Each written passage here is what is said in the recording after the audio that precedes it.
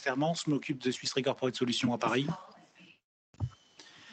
Je vous propose pour ce webinaire une ou deux petites, je dirais, conseils d'un point de vue technique pour que ça se déroule de la meilleure des façons. Et ce qui serait possible à chacun, lorsque vous n'intervenez pas, de couper votre micro, ça sera plus simple. Par ailleurs, la session que nous avons aujourd'hui sera enregistrée et sera disponible ainsi que les supports de présentation que nous pourrons vous faire parvenir par la suite. Pour la partie questions, il y aura un temps d'échange à l'issue des interventions et si vous souhaitez poser des questions d'ores et déjà, vous pouvez le faire au travers de la boîte de dialogue que vous pouvez voir sur Teams. Donc merci de votre présence aujourd'hui pour aborder un sujet de circonstance, l'exposition des dirigeants dans la crise sanitaire liée au Covid-19. Alors l'intervention portera sur différents aspects, notamment la responsabilité pénale des dirigeants, le cas particulier des procédures collectives et bien sûr l'aspect des couvertures d'assurance dans les contrats. Alors pour évoquer ce sujet aujourd'hui avec nous, nous avons un panel d'experts. Nous avons tout d'abord 3 avocats associés du cabinet Barreau Alto, donc maître Caroline Joly, maître Géraldine Brasier-Portery et maître Pierrick Jupil-Boisvert. Nous avons aussi un autre expert avec nous que vous connaissez pour beaucoup, Arturo Luna, qui est donc souscripteur senior en ligne financière chez Swiss Re Corporate à Paris. Et enfin, Sébastien Mendy, qui est du département commercial et qui interviendra en tant que co-modérateur de ce webinaire.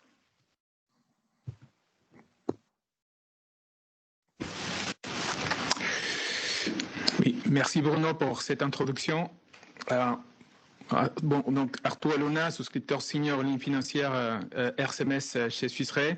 Et je voulais vous remercier encore pour votre présence ce matin. Et je voudrais tout d'abord commencer par présenter les contextes de notre webinaire des points de vue de l'exposition des dirigeants.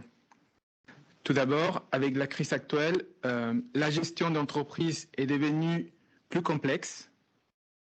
En effet, il existe de nouvelles contraintes et des incertitudes qui ont bouleversé la vie des entreprises. Par exemple, des points de vue des opérations, on a constaté la fermeture des sites industriels, la rupture des chaînes d'approvisionnement, la mise en place de télétravail et la mise en place des mesures pour assurer la sécurité des salariés. Des points de vue financiers, on a constaté la baisse des chiffres d'affaires dans quelques secteurs de l'économie, qui s'est traduit évidemment par une perte de rentabilité et évidemment des contraintes pour la gestion de la trésorerie et pour la gestion de l'endettement et des frais. Et évidemment aussi pour les sociétés cotées en bourse, il y a eu des nouvelles exigences au sujet de la communication avec les actionnaires et les marchés financiers. Tout cela a entraîné un environnement plus complexe et plus risqué pour les dirigeants, évidemment. Et si on tient compte des obligations de gestion et direction des patrons des sociétés, ainsi que les exigences réglementaires et légales, il est évident pour nous que l'exposition des dirigeants d'entreprise s'est accrue depuis le début de la crise. Dans ce contexte-là, chez Swiss Re, on considère qu'il est fondamental de maintenir informés nos partenaires courtiers et nos clients pour qu'ils soient au courant des expositions qui découlent de la crise. Il y a diverses sources des scénarios d'exposition compte tenu de la crise. Mais compte tenu des temps limités qu'on a pour notre webinaire, il sera impossible d'aborder tous les scénarios qu'on pourrait avoir. Donc, on a choisi de nous focaliser, comme Bruno l'a dit, sur 12 aspects qui, à notre sens, sont les plus importantes sources d'exposition. D'un côté, nous avons les risques pénals et de l'autre côté, on a les risques de défaillance. Pourquoi les risques pénals? Tout simplement parce qu'on a un cadre légal très strict et aussi parce que dans les marchés des assurances RCMS en France, on constate un nombre important de réclamations pénales dans les polices RCMS. Évidemment, avec la crise Covid, cette exposition va augmenter, compte tenu, encore une fois, des exigences légales et réglementaires, et par exemple, pour assurer la sécurité salariée. Et d'autre part, compte tenu de l'impact économique de la crise, le risque de défaillance s'est accru également d'une manière importante. Et cela représente évidemment une source additionnelle d'exposition pour les dirigeants. Bon, en tenant compte de ces deux sources d'exposition, on a invité les avocats du cabinet Barro Alto, avec qui on a l'habitude de travailler, pour qu'ils qui ont une forte expertise sur ces sujets et sur la partie pénale, la partie défaillance et aussi sur la partie assurantielle. Et ils seront en mesure de nous éclairer sur ces risques en nous présentant les actualités plus importantes à l'heure actuelle. Donc sans plus d'explications, j'ai le plaisir de céder la parole à Maître Joly pour qu'elle nous parle de l'exposition pénale. Merci Arturo. Oui, bonjour à tous, Caroline Joly, cabinet Barro Alto. Peut-être que je vais dire juste un mot de notre cabinet, qui est un cabinet en droit des affaires, qui gère les litiges, je dirais du précontentieux, contentieux en passant par l'assurance, un peu dans tous ces aspects. Donc pour ma part, je vais vous parler donc de la responsabilité pénale du dirigeant dans ce contexte particulier du Covid, vraiment dans les principaux aspects qu'on a mis en avant, compte tenu du temps qui nous est imparti. Et je dirais que je vais procéder un peu par cercle concentrique et d'abord m'intéresser directement à l'impact, je dirais direct, sur ce que Arturo Luna a appelé la sécurité des salariés, c'est-à-dire l'impact sur l'obligation de sécurité du dirigeant dans l'entreprise. Puisque, vous le savez tous, j'imagine, le dirigeant est responsable, il y a une obligation de sécurité des salariés de l'entreprise. C'est une législation qui existe déjà depuis longtemps, issue de la loi Fauchon. Et dans le contexte particulier de la crise Covid, des règles particulières sont venues s'appliquer, notamment un article qui a été ajouté dans le Code de la santé publique pour tenir compte de l'état d'urgence sanitaire. Cet article a d'ailleurs vocation maintenant à s'appliquer, je dirais, avait vocation à s'appliquer même après. Mais finalement, après, ça a fait pas mal de bruit, je dirais, ne change pas grand-chose. Je ne vais pas rentrer là vraiment dans le détail, dans la mesure où il s'agit plutôt de dispositions interprétatives visant à ce que le juge tienne compte de cette situation particulière quand il examine le cas de la responsabilité des dirigeants. Et je dirais donc qu'on revient quelque part au régime usuel prévu par la loi Fauchon, c'est-à-dire que pour retenir la responsabilité pénale des dirigeants personnes physiques, il faut démontrer l'existence d'une faute qualifiée, c'est-à-dire une faute caractérisée ou une faute délibérée, c'est-à-dire des fautes avec un caractère de gravité assez prononcé. Alors, je vous ai mis après un slide que là, vous ne lirez pas, mais peut-être vous conserverez vers vous, qui fait un peu un panel des infractions qui peuvent être reprochées aux chefs d'entreprise, c'est la colonne de gauche, et aux personnes morales, pour ces infractions non intentionnelles, sachant que pour le Covid, je dirais que la particularité, c'est la slide d'après, la particularité, c'est la question un peu probatoire, c'est-à-dire la difficulté de démontrer, quand on veut aller rechercher la responsabilité pénale du dirigeant, qu'il a commis une faute, je dirais donc qualifiée, donc d'une gravité certaine, qui a entraîné le dommage en cause. Et ce qui explique, je pense, et compte tenu d'ailleurs du peu de recul qu'on a sur la pandémie, le fait qu'il y ait peu ou pas d'antécédents jurisprudentiels, en tout cas accessibles. Voilà, je n'en ai pas trouvé pour ma part. Évidemment, la question du lien de causalité va poser problème, je dirais, sauf dans des cas peut-être où on imagine un cluster généralisé avec une entreprise qui ne porterait pas de masque, qui n'aurait pas de gel hydroalcoolique, qui ne respecterait, qui n'aurait rien mis en place. Donc, pour prévenir les risques, quand on est du côté chef d'entreprise, alors pour la personne morale, les conditions d'engagement de la responsabilité sont beaucoup plus light. Mais pour le dirigeant, encore une fois, c'est un peu plus restrictif. Que ça soit pour l'un et pour l'autre, pour prévenir les risques, il faut évidemment documenter des démarches, analyser les risques et être en mesure, je dirais, de documenter la démarche qui a été mise en place. Voilà, je dirais pour le premier cercle concentrique, c'est-à-dire l'impact direct sur la santé au travail lié vraiment au Covid lui-même. Après, deuxième cercle concentrique, un peu plus large, c'est l'impact sur la responsabilité du dirigeant lié aux modifications dans l'organisation du travail du fait de la pandémie. Beaucoup d'entreprises ont adopté des modifications donc, de l'organisation du travail, le chômage partiel notamment. Et dans ce cadre, il y a des plans de contrôle qui ont été annoncés, qui vont être massifs. 25 000 contrôles effectués suivant un article du Monde de cet été.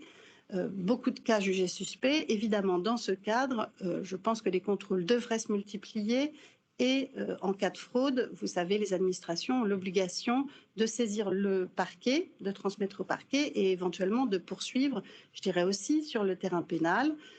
C'est l'objet de ma slide d'après où je vous ai rappelé un peu comme pour la première thématique, les principales infractions qui peuvent être reprochées aux personnes physiques à gauche et aux personnes morales à droite, qui vont de la fausse déclaration, au travail dissimulé essentiellement, et voire jusqu'au délit d'escroquerie avec les peines qui sont attachées. Également, un deuxième impact sur la modification de l'organisation du travail et qui rejoint un peu la thématique de la santé, enfin, qui est complètement dans la thématique de la santé au travail, c'est le recours massif au télétravail. Et là, on a déjà des données, des enquêtes. On sait que 95% des entreprises ont eu recours au télétravail pendant le confinement. Enfin, on sait qu'il y a eu des enquêtes qui montrent ce recours massif, que des enquêtes montrent que des télétravailleurs estiment que leur santé psychologique s'est dégradée. On parle de risque de déréalisation du travail. Il y a peut-être ceux qui pourraient perdre pied, perdre le fil, enfin perdre la connexion avec leur employeur, leur équipe. Il y a ceux qui risquent de basculer, je dirais, dans le tout travail, c'est-à-dire ne faire plus que travailler. Là, une enquête montrait que des salariés déclaraient quand ils étaient en télétravail, parfois faire plus de 50 heures de travail par semaine. Et puis aussi, je dirais peut-être plus la place pour le management qu'on appelle maintenant le management toxique, avec moins de barrières, et tout ça générant potentiellement pour l'entreprise et le chef d'entreprise en particulier, des risques psychosociaux, des risques de harcèlement dans le cadre du travail et aussi des risques de discrimination, puisque parmi les impacts qui ont été mesurés de cette crise, c'est peut-être aussi une réticence accrue à faire appel à des travailleurs handicapés ou à des seniors ou à des populations, enfin, je dirais, des premiers mécanismes qui tendent à une discrimination, et donc ça aussi, c'est pénalement sanctionné. Là aussi, des recommandations qui peuvent paraître basiques, mais c'est vraiment être attentif aux conditions de travail des équipes, c'est-à-dire toujours garder le lien et être très attentif aux signaux d'alerte éventuels, notamment en cas de recours massif au télétravail, et puis communiquer impérativement sur le respect impératif des dispositions relatives au temps partiel, parce que là encore, c'est chacun dans ses équipes, même quand on est très nombreux, jusqu'au fin fond d'un bureau, qu'il faut respecter ces dispositions. Donc là aussi, je vous ai mis un peu sous le même format les risques en matière pénale et les sanctions encourues. Et puis, le dernier impact d'un point de vue toujours l'impact de la pandémie, c'est troisième cercle concentrique sur les partenaires commerciaux. Pour vous signaler, alors ça c'est peut-être une évidence, mais le fait qu'il y a une recrudescence de fraude, déjà qu'on a vu pour tout ce qui est lié au matériel sanitaire, mais aussi ça de manière plus... enfin moi qui m'a plus surpris, c'est la possible incursion de la criminalité organisée, je dirais, dans l'économie qu'on croise tous les jours. Il y a eu la création d'une cellule spécifique pour surveiller ce risque qui a été identifié, qui réunit des enquêteurs, des personnels de tribunaux de commerce, des administrateurs judiciaires, pour surveiller ce mouvement avec déjà des signalements sachant que ce qui serait particulièrement surveillé, c'est la multiplication des rachats d'entreprises à la barre à bas prix et aussi peut-être le financement par ces organisations criminelles d'entreprises qui, sinon, n'auraient peut-être pas trouvé le financement, notamment par le biais du PGE. On parle, enfin j'ai lu pas mal d'articles d'opérations particulières sur la Côte d'Azur. Bon. Alors, en même temps, vous pouvez vous dire, oui, mais c'est peut-être assez éloigné, ça, de ma réalité de tous les jours. Je pense qu'il faut regarder ça sous l'angle d'une vigilance accrue qu'il faut avoir pour ses partenaires, et notamment, alors, dans le cadre de la loi Sapin, vous le savez aussi tous, j'imagine, il y a une obligation de vigilance, une obligation un peu de monitorer ses partenaires commerciaux. Et tout ça aussi à regarder sous l'angle de l'élargissement à venir du statut du lanceur d'alerte qui n'aura plus, après quand la dernière directive aura été transposée au droit français, qui pourra être une personne morale, qui n'aura plus à être désintéressée et qui n'aura plus probablement qui n'aura plus à avoir eu personnellement connaissance des faits en cause qu'il dénoncera. C'est-à-dire que c'est dans ce contexte que tous ces impacts doivent être mesurés et que la tendance décrite par Arturo à un accroissement des cas de mise en cause de la responsabilité pénale des dirigeants doit être examinée. Et donc, je vais passer la parole à mon associé Pierrick Jupil-Boisvert, parce que c'est vrai que sur ce dernier point, c'est-à-dire les conséquences sur les partenaires, le premier point d'attention, c'est évidemment leur santé financière. Et c'est sur ce point qu'il va prendre la parole. Merci Caroline. Oui, bonjour, je suis Pierrick Jupil-Boisvert. Je vais évoquer effectivement la question de l'impact du Covid sur la responsabilité des dirigeants lors de placement en procédure collective. La première chose à laquelle on pense, c'est que cet impact, ça va être un impact qui va être dû au volume, en raison des difficultés financières et économiques qui ont été entraînées par la survenance du virus. Et alors, de façon un peu contre-instinctive, on s'aperçoit que, pour le moment, l'ouverture des procédures collectives est en très nette baisse par rapport aux 2 années antérieures, puisqu'on est à un tiers sur les mois de mars à juillet, à un tiers ou la moitié des procédures antérieurement ouvertes à la même époque les années précédentes. Mais ce qu'on anticipe, c'est évidemment un effet de rattrapage et même d'accélération une fois que les mesures provisoires de la société, prises par l'État d'accompagnement, notamment la définition de l'état de cessation des paiements, seront terminées. Donc, une fois que les procédures collectives vont être ouvertes, le principal risque pour les dirigeants consiste, et c'est la diapositive suivante, en le risque de voir sa responsabilité engagée pour insuffisance d'actifs. Donc l'action en responsabilité pour insuffisance d'actifs, c'est une action qui est engagée par le liquidateur sur le fondement de l'article L651.2 du Code de commerce et qui suppose la réunion de 3 éléments. D'abord, il faut qu'il y ait une faute de gestion. Faute de gestion, il suffit d'une faute simple. En revanche, il ne peut pas s'agir, depuis 2007, d'une simple négligence. Donc il doit s'agir d'une décision, mais contrairement à ce que vous a dit Caroline tout à l'heure sur l'engagement de la responsabilité pénale, certaines responsabilités pénales, il n'y a pas à avoir une faute particulièrement qualifiée. Il suffit d'une faute simple qui peut engager la responsabilité du dirigeant.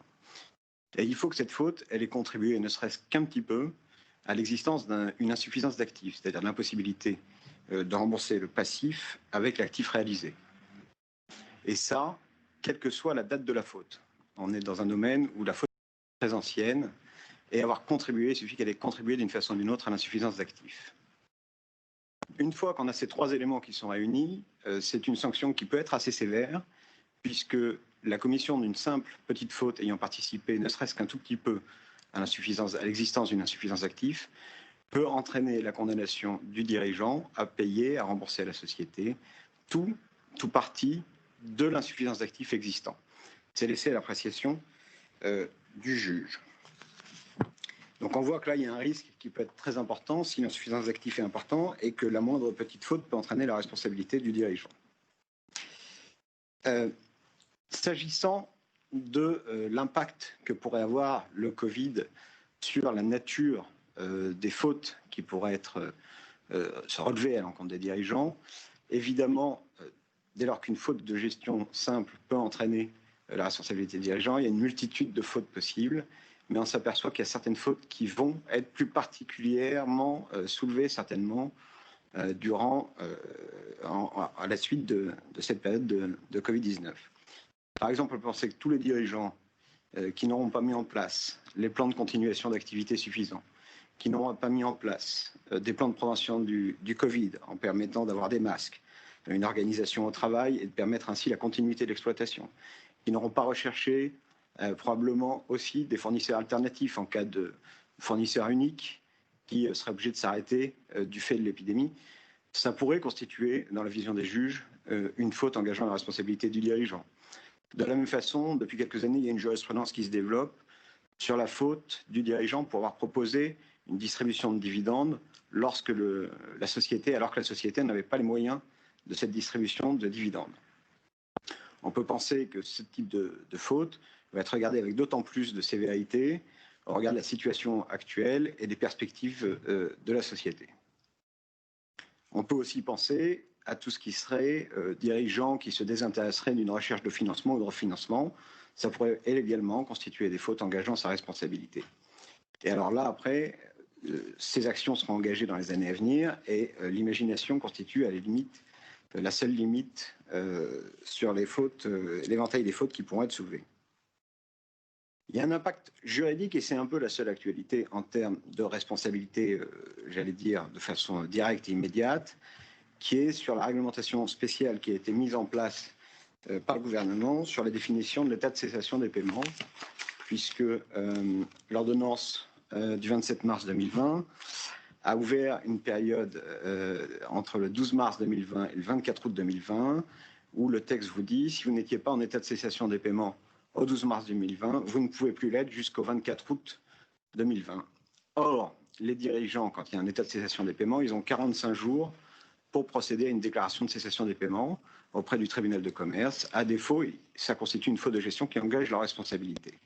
Donc, durant cette période 12 mars 24 août, ils n'avaient pas à déposer de façon obligatoire une déclaration de cessation des paiements puisque la société ne pouvait pas être, du fait de l'ordonnance, en état de cessation des paiements. Cependant, il y a deux limites à cette prévenance du gouvernement vis-à-vis des dirigeants. La première, c'est qu'évidemment, le gouvernement s'est réservé le cas des fraudes aux créanciers. On considère que dès lors que le dirigeant aurait profité de cette période pour faire passer ses intérêts devant ceux de ses créanciers, ben, la protection sauterait. Et la deuxième chose, c'est que ça ne préserve pas le dirigeant d'un risque d'engager sa responsabilité pour des fautes proches. Et là aussi, il y a une jurisprudence assez maintenant continue sur le fait que le maintien d'une activité considérée comme ruineuse constitue une faute de gestion. Et donc, le dirigeant qui aurait dans cette période continué son activité alors qu'elle est manifestement ruineuse et sans chance de s'en sortir, pourrait se voir reprocher le fait de ne pas avoir procédé à une déclaration de cessation des paiements. Donc on voit que c'est un peu une protection qui pourrait être en trompe-l'œil et qui a en revanche été relativement suivie et efficace puisqu'on voit qu'il y a eu un gros report des déclarations de cessation des paiements. Alors l'appréciation de la faute, elle sera d'autant plus importante que je ne sais pas si vous avez pris connaissance de la mise en place de façon exceptionnelle dans cette période de Covid, de la possibilité pour le dirigeant de reprendre, de présenter une offre à la reprise des actifs de la société qu'il aurait dirigée et menée jusqu'à la cessation des paiements et jusqu'à la liquidation. Et il n'y a pas beaucoup de critères sur le fait que cette offre puisse être retenue par les tribunaux. Il y en a un qui est marqué dans la loi, c'est le maintien de l'emploi, mais il y en a un deuxième qui sera compte de façon très importante, c'est le comportement du dirigeant et en particulier le fait qu'il n'ait pas commis de faute de gestion et que ce soit simplement la situation qui est conduite à l'état de cessation des paiements. Voilà, je vais laisser la parole maintenant peut-être à Géraldine Brasier-Parterie.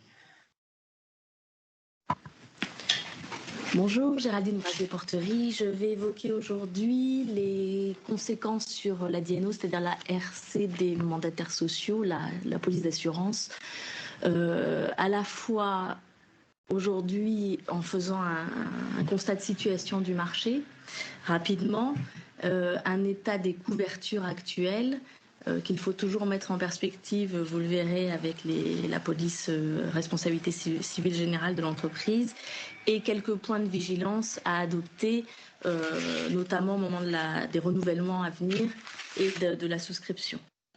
Alors aujourd'hui, on n'a pas de réglementation, comme vous le savez, propre à la Covid-19, au coronavirus, sur les couvertures d'assurance. Il y a pas mal de débats judiciaires en cours qui ne concernent pas d'ailleurs les polices d'assurance, responsabilité civile des mandataires sociaux, mais on n'a pas de principe de non-couverture ou de principe d'impossibilité de couverture des conséquences liées à la pandémie de Covid-19. Le constat qu'on fait, qui n'est pas un constat nouveau, qui est un constat qui est en réalité sur la situation du marché, qui est une situation qui est dans la continuité d'un marché très particulier pour la responsabilité civile l'assurance civile des dirigeants, et que le marché, depuis quelques années, surtout sur le marché continental européen, se resserre. Et ce resserrement s'est accéléré depuis le 1er juillet avec effectivement la Covid-19. Alors qu'est-ce que ça veut dire, un resserrement du marché? Eh bien, ça veut dire notamment que les assureurs sont en situation aujourd'hui avec une demande grandissante, souvent de sous-capacité de couverture. Il faut en avoir conscience parce que ça impacte aussi les demandes de garantie et les capacités de couverture des entreprises. Que l'on constate, et c'est une amorce qui a eu lieu déjà depuis quelques années, une diminution des montants de garantie ou l'introduction de sous-limitations de garantie un peu plus importantes, et l'introduction évidemment de plafonds. Et puis l'introduction avec d'exclusions ou en tout cas d'assureurs qui évidemment, et on peut les comprendre, ils vont essayer de circonscrire leurs risques et donc vont introduire aussi des exclusions spécifiques sur le marché, notamment sur le marché, dans les programmes internationaux sur le marché américain. On voit poindre depuis quelques années et encore plus aujourd'hui avec la Covid, des exclusions pour les class action liées à la Covid notamment. Voilà, donc un marché qui est quand même en mouvement, avec des assureurs qui se sont désengagés, mais aussi des assureurs qui sont aujourd'hui présents, et ce qui explique aussi les points de vigilance qu'il va falloir avoir sur le marché des garanties. Aujourd'hui, le constat, c'est que quand on parle de responsabilité des dirigeants, les garanties d'assurance en matière de garantie RCMS sont circonscrites. Vous devez savoir que les polices RCMS ne couvrent pas les dommages corporels et matériels. Ça a toujours été comme ça. Et je vous disais en introduction que bien évidemment ces garanties sont à mettre en perspective avec les garanties de responsabilité civile générale de l'entreprise, parce qu'il y a une logique de couverture dans ces couvertures-là. Si les garanties RCMS ne couvrent pas les dommages matériels et corporels, c'est qu'en général, la responsabilité de l'entreprise est conjointe avec celle du dirigeant, et par conséquent, c'est la RC de l'entreprise qui va couvrir ces risques-là. En revanche, les polices d'assurance DNO, RCMS, couvrent les frais de défense des dirigeants liés à des poursuites pour ces dommages. Donc, on parlait notamment d'obligation de risque de responsabilité en cas de manquement à l'obligation de sécurité des salariés, par exemple, qui peut avoir effectivement un impact en matière de dommages corporels. Eh bien, les frais de défense sur les garanties RCMS, les frais de défense des dirigeants, aujourd'hui, a priori, quand la police le prévoit, et c'est le cas sur beaucoup de polices du marché, vont couvrir. Les frais de défense aussi et d'ailleurs et les garanties de responsabilité vont également exister dans le cadre de la couverture des procédures collectives. Je fais le rebond avec ce que disait Pierre-Yves Jupil-Boisvert tout à l'heure, c'est-à-dire qu'effectivement, si le dirigeant est poursuivi pour action en comblement de passif, si on nomme un conciliateur de justice, si on nomme un mandataire ad hoc, et bien normalement, ces frais sont couverts par les polices RCMS, et aujourd'hui c'est le cas. Il n'y a pas d'exclusion spécifique sur ce sujet. On a également les polices RCMS vont couvrir également, et c'est l'objet principal de ce type de couverture, c'est couvre en fait les dommages immatériels, c'est-à-dire toutes les pertes financières que subissent les actionnaires, les tiers dans le cadre d'une faute du dirigeant. Je voulais juste faire un tout petit focus sur les réclamations liées à l'emploi. Ce sont des garanties optionnelles qui existent, qui sont en fait d'origine anglo-saxonne et qui existent plutôt sur des polices, sur des programmes internationaux, où vous avez effectivement, en cas de manquement à une réglementation applicable aux règles d'hygiène et sécurité, eh bien, on a des garanties spécifiques de couverture des frais des dirigeants pour ce type de mise en cause de responsabilité. Les points de vigilance qu'il va falloir avoir, qu'il faut avoir aujourd'hui, alors c'est une lapalissade, mais on dit toujours la première chose à faire quand on veut savoir si on est garanti, c'est d'abord de lire la police, parce que c'est la police qui fait la couverture et qui fait le contrat. Aujourd'hui, le constat qu'on fait sur les polices RCMS, c'est qu'on n'a absolument aucune exclusion spécifique relative au risque pandémique. Alors, il y a une certaine logique, c'est qu'une responsabilité civile d'un dirigeant, une faute de gestion, bien évidemment, ne vient pas d'une pandémie. Elle vient à un manquement à une règle qui est une règle qui est imposée aux dirigeants, mais je n'ai pas de causalité directe. On n'aura pas de causalité directe entre la pandémie et la faute du dirigeant. Donc aujourd'hui, on n'a pas d'exclusion existante. En revanche, il existe dans les polices RC générales, responsabilité de l'entreprise, là, des exclusions du risque pandémique. Et comme je le disais au début, aujourd'hui, les tribunaux n'ont absolument pas reconnu que le risque pandémique était inassurable. Donc, a priori, on part du principe, et c'est dans la logique juridique d'ailleurs, que ce risque est assurable. J'attire quand même votre attention sur le fait que même s'il n'y a pas d'exclusion du risque pandémique, bien évidemment, on va toujours appliquer les exclusions classiques des contrats d'assurance, notamment la faute intentionnelle, la faute dolosive, qui bien évidemment, si un dirigeant va commettre une faute en ne mettant pas en œuvre un certain nombre de plans dans une intention particulièrement nuisible à l'ensemble des salariés, bien évidemment, on pourrait tomber sous le coup d'une exclusion selon la façon dont la police est intervenue. Alors, ce qui va se passer aujourd'hui, c'est à l'occasion, et on n'en est pas loin, ce sont des renouvellements de police, où là, que ce soit dans les polices responsabilité civile générale de l'entreprise ou dans les polices RCMS, on pourra avoir des discussions avec notamment avec les assureurs. Enfin, les assureurs vont pouvoir être tentés dans certains cas d'introduire soit des sous-limitations de garantie, soit des exclusions spécifiques sur des risques liés à la Covid. Ce qu'on voit, et là on a des points de vigilance à avoir, alors d'ailleurs dans l'intérêt de tout le monde, parce que on part toujours du principe qu'une exclusion d'abord doit être bien connue de tous et doit être bien comprise. On comprend parfaitement que les assureurs ne peuvent pas tout couvrir. En revanche, il faut que les exclusions fonctionnent pour être efficaces. Si elles sont pas bien rédigées, c'est source de contentieux et en réalité, tout le monde sort mécontent, à la fois l'assureur et l'assuré, de ne pas avoir finalement d'être sur une police qui est mal rédigée.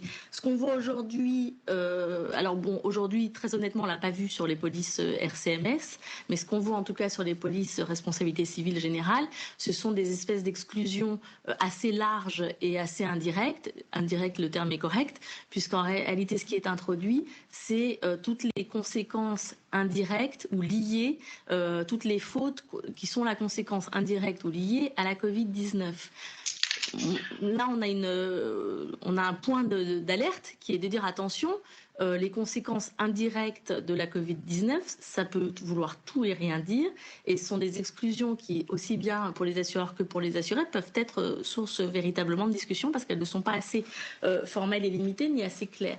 Donc, il faut bien évidemment être vigilant sur les renouvellements à venir pour voir quels vont être les points d'attention à avoir. Typiquement, un risque qui peut survenir, c'est la mise en cause, je cite un exemple très concret, hein, la mise en cause du dirigeant pour insuffisance dans la communication financière au sujet de l'impact de la Covid. Voilà. Alors ça, c'est un risque qui va survenir pour les sociétés cotées notamment, d'avoir véritablement une responsabilité liée à ça. Aujourd'hui, comment vont être appréhendées les garanties d'assurance à venir sur ce sujet?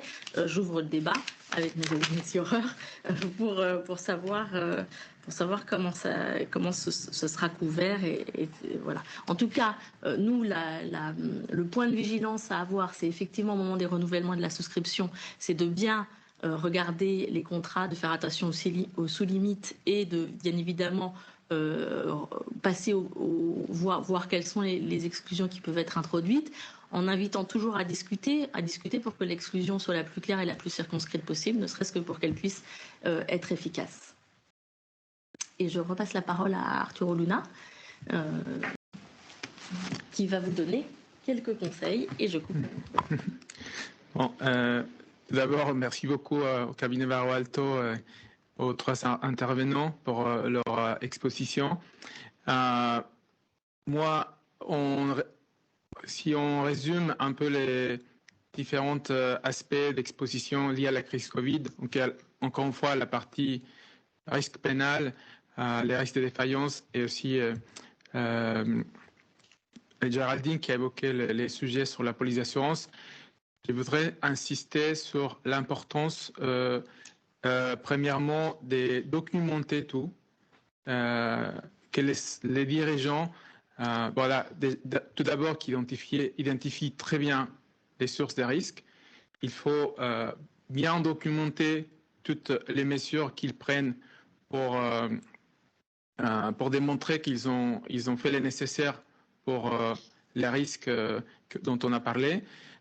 Évidemment, pour la partie pénale, pour moi, il faut connaître très très bien les différentes réglementations et législations, le code pénal, le code de travail et toutes les nouvelles dispositions.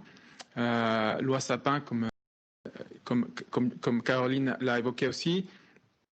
Et sur la partie des risques de défaillance, évidemment, comme Pierre l'a évoqué, il peut y avoir des nouvelles causes, nouvelles situations que les dirigeants doivent tenir en compte dans les cas d'une défaillance. Et il faut qu'ils montrent quelles sont les mesures qu'ils ont prises pour faire face à une situation financière dégradée. Donc, ma recommandation pour les clients, pour les dirigeants, c'est aussi documenter très bien toutes les mesures qu'ils sont en train de prendre pour faire face à ce type de situations. Par rapport à la partie assurantielle qui a été exposée par Géraldine, c'est juste pour rebondir rapidement, c'est vrai qu'aujourd'hui, les marchés de la D&O, même avant la crise sanitaire, on a vu un retournement de marché parce que la police RCMS a suivi un cycle baissier depuis une dizaine d'années qui a occasionné une baisse de la rentabilité pour les assureurs. Et il y a eu même des assureurs qui n'ont pas eu la possibilité de continuer à souscrire, à offrir des contrats RCMS parce que justement, il n'y avait plus la rentabilité. Donc, c'est pour ça qu'on constate qu'il y a moins de capacités sur les marchés internationaux de la RCMS, ce n'est pas seulement en France. Et c'est ça qui a occasionné déjà une augmentation des primes depuis fin de l'année dernière, début de cette année. Et avec la crise Covid, ça a augmenté, ça a exacerbé cette situation parce que à chaque fois qu'il y a un contexte économique plus compliqué pour la DNO, pour la RCMS, ça implique une aggravation des risques à cause de toutes les choses qu'on vient d'évoquer. Donc, ça a occasionné aussi une révision des conditions contractuelles et tarifaires chez les assureurs. Quels sont les conseils ponctuels qu'on voudrait vous donner pour la gestion des contrats RCMS? Évidemment, aujourd'hui, c'est très important d'anticiper les renouvellements, prendre suffisamment de temps pour commencer à discuter avec vos courtiers et vos assureurs, parce que l'analyse chez les assureurs, ça prend plus de temps, et c'est vrai qu'on a aussi beaucoup plus on est beaucoup plus sollicité. Donc, l'autre partie très importante pour nous, souscripteurs, c'est d'avoir les dernières informations financières. Aujourd'hui, par exemple, on a les reports annuels qui a finalisé pour 2019, mais pour nous, c'est important d'avoir les dernières informations, même au premier semestre 2020, par exemple. On sait que parfois, elles ne sont pas encore auditées, mais ça nous aide à évaluer la situation financière de la société. Parce qu'évidemment, avec la crise, les choses ont changé depuis l'année dernière. Aujourd'hui, justement à cause de la crise, on pose plus de questions aux clients, aux assurés. Justement, je pense que c'est avec l'exposition des cabinets Barreau Alto, on comprend mieux, et c'est ça l'objectif de ce webinaire, que les clients comprennent mieux d'où viennent toutes ces questions qu'on pose aujourd'hui. Parce qu'évidemment, nous, on a besoin d'évaluer les risques pour faire notre analyse. Et compte tenu des expositions qui ont été évoquées auparavant, c'est important de vérifier que les mandataires sociaux ont pris les mesures nécessaires pour faire face à la crise, côté pénal, côté risque de défaillance. Donc, on vous conseille aussi évidemment d'avoir une bonne communication avec les assureurs et les courtiers.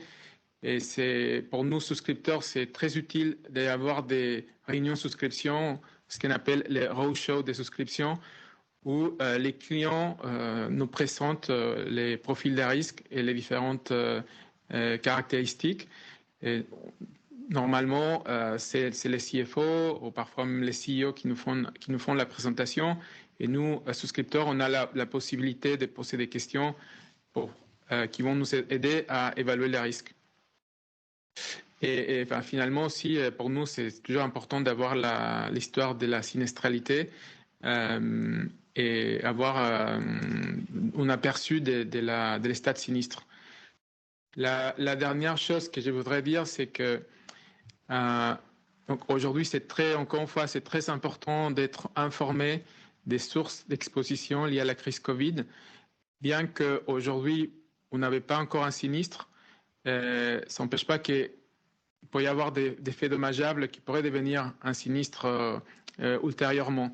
Comme vous le savez, la police RCMS, c'est une police en base des réclamations. Donc, il peut y avoir une faute aujourd'hui qui devient une réclamation plus tard. Et donc, c'est très important de tenir en compte ce mécanisme de la police RCMS. Et je pense finalement, je voudrais encore insister une fois, l'esprit de la police DNO, c'est protéger les dirigeants parce qu'ils exposent leur patrimoine personnel dans quelques cas scénarios. Donc, ils doivent répondre avec leur propre patrimoine, leur bien en cas de réclamation. Donc, voilà, je voulais quand même profiter pour faire un petit rappel de nos appétits de souscription chez Swiss Re. Donc, très rapidement, notre capacité aujourd'hui pour les sociétés commerciales jusqu'à 25 millions d'engagement, des limites de garantie. Sur les institutions financières, on a une capacité de 15 millions.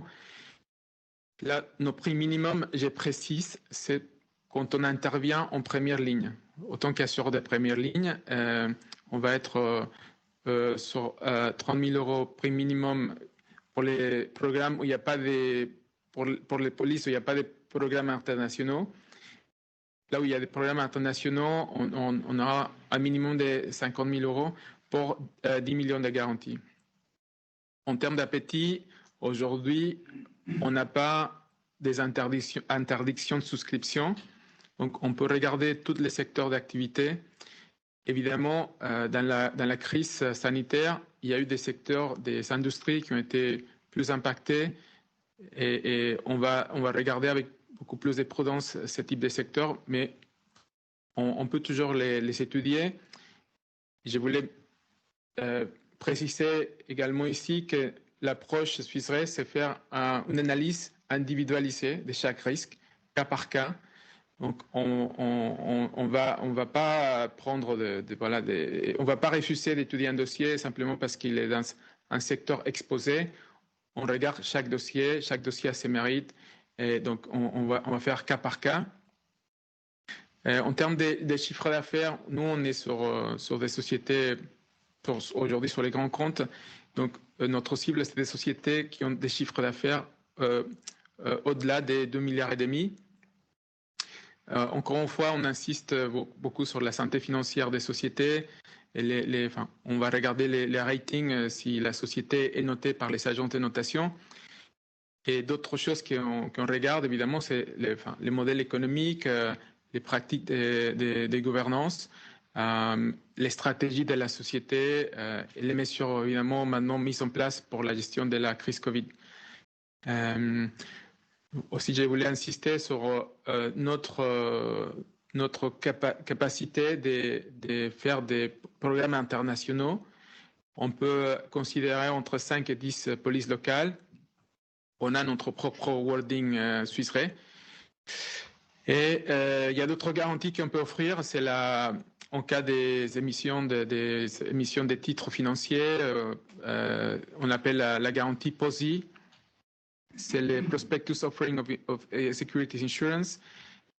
Et aussi les Side ADIC, c'est une garantie spécifique où généralement, si l'assureur de première ligne ne tient pas ses engagements dans quelques situations, c'est cette garantie Side ADIC qui va intervenir.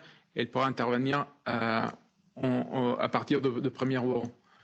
Donc, voilà, c'est tout de ma part et j'ouvre l'espace pour vos questions et vos commentaires.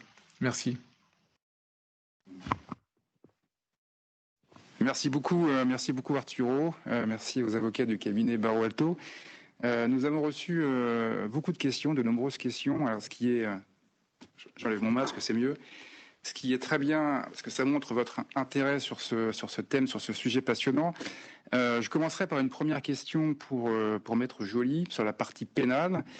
Si les salariés refusent de respecter les règles sanitaires, ma responsabilité en tant que personne physique et en tant que dirigeant et la responsabilité de la personne morale peuvent-elles être engagées ? Très intéressant comme question, n'est-ce pas ?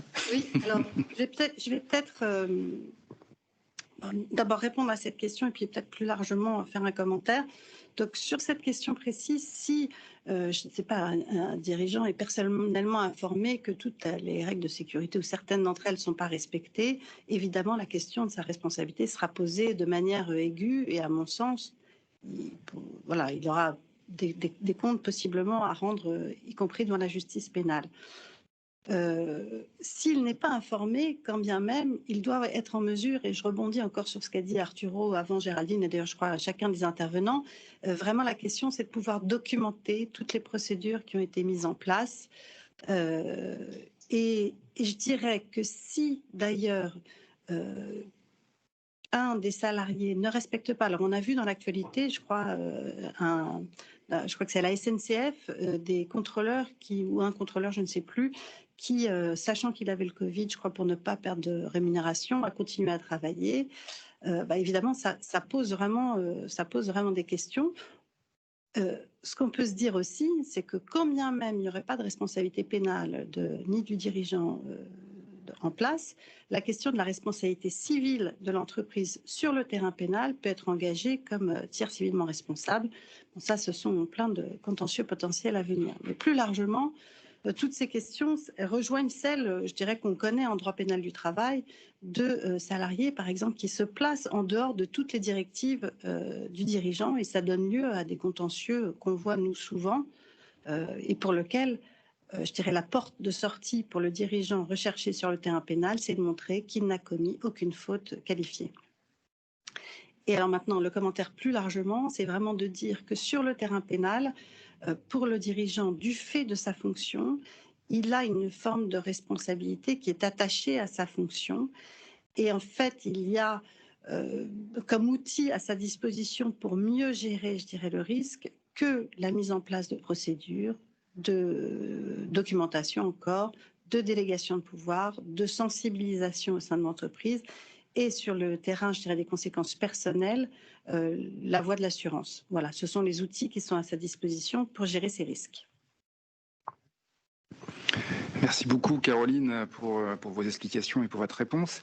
Donc, nous recevons énormément de questions. Nous ne pourrons pas toutes les traiter sur les 10 minutes là, qui nous restent. Je vous inviterai, donc, c'est à prendre contact avec le cabinet Barreau Alto et avec Arturo si vous avez des demandes d'informations complémentaires. Là, j'ai une autre question qui arrive, qui peut intéresser Géraldine sur la partie assurance. Et Arturo, donc tu peux compléter le propos. Est-ce que le dirigeant pourrait engager sa responsabilité s'il ne souscrivait pas de garanties suffisantes? Exemple, perte d'exploitation ou certaines sous-limitations. Oui, merci. Alors effectivement, aujourd'hui, on a une position de la jurisprudence assez établie en matière d'assurance obligatoire, qui est que le dirigeant, effectivement, peut engager sa responsabilité s'il ne souscrit pas les assurances obligatoires. On n'a pas encore eu le cas, à ma connaissance, concernant les assurances non obligatoires. Après, c'est pas forcément qu'une vue de l'esprit, effectivement, de se dire ça dans un contexte où les garanties auraient été disponibles, parce que c'est quand même un sujet. Il faut que les garanties existent sur le marché et que les assureurs veillent bien couvrir. Qu'on soit en situation vraiment de sous-assurance qui entraîne peut-être une insuffisance d'actifs pour la société, qui entraîne un vrai dommage de la société, et que la décision considère qu'elle soit d'une négligence coupable, je pense que c'est quelque chose qui n'est pas exclu au vu de l'évolution jurisprudentielle qui tend à alourdir les responsabilités des dirigeants. Je pense que le dirigeant doit être assez vigilant, à condition bien évidemment que les garanties existent, qu'elles soient possibles, qu'elles puissent être souscrites, etc. Et sachant qu'on garde toujours en tête que l'entreprise a ses propres aussi décisions de gestion, ses propres choix d'auto-assurance qui sont possibles de garder pour elle un certain nombre de risques si la capacité financière de la société existe. Donc une question à laquelle on n'a pas de réponse tranchée aujourd'hui, mais qui effectivement c'est à envisager. Il faut être vigilant également sur ce sujet-là. Oui, merci Géraldine. Moi, je suis complètement d'accord, oui. On peut envisager un cas scénario où un dirigeant n'a pas engagé dans la gestion des risques, a décidé de s'auto-assurer et n'a pas engagé une assurance. Et suite à ça, imaginons qu'il y a un sinistre lié à cette exposition des risques. Imaginons par exemple le cas d'une exposition cyber qu'aujourd'hui, voilà, avec les télétravail, les dirigeants a décidé de ne pas engager une assurance cyber alors qu'il aurait pu le faire, et que ça a impacté les bilans de la société. Donc, parce que dans ces cas-là, la société aura besoin de répondre avec ses moyens financiers et qui pourrait mettre en difficulté la société. Donc, à mon sens, si une situation comme ça arrive, mais qui entraîne un risque de défaillance, pourrait éventuellement devenir une source d'exposition pour les dirigeants. Et d'ailleurs, il faut évoquer qu'il faut être vigilant parce qu'il y a des sociétés d'assurance qui mettent des exclusions spécifiques sur le manquement de la mise en place d'une assurance. Voilà. Merci beaucoup, Maître. Merci beaucoup, Arturo. Une dernière question avant de conclure, parce que le temps file, il passe très vite. Une question qui peut intéresser Pierrick sur les procédures collectives. Quel est l'impact du comportement du dirigeant après l'ouverture d'une procédure collective sur sa responsabilité ? Ah oui, c'est la question, je pense, du comportement du dirigeant, effectivement, une fois qu'il est dessaisi de ses pouvoirs. Parce que c'est vrai que le jugement d'ouverture dessaisit souvent le dirigeant de ses pouvoirs et il y a un espèce de sentiment de libération, je pense, qui se met en place.